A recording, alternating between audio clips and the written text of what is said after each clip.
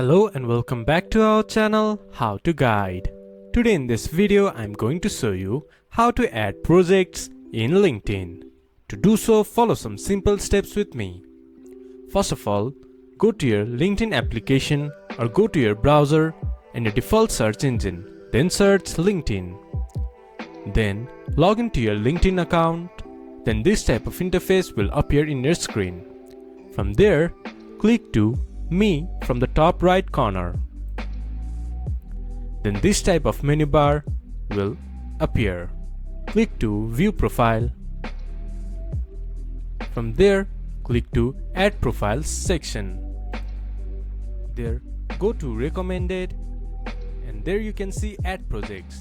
Click to it. From there you can add projects. This is how you can add projects in LinkedIn. This much for today's video. If you guys find our video helpful, please leave a like and comment. And do not forget to subscribe our channel and hit the bell icon. I'll see you guys again in our next video. Thank you for watching.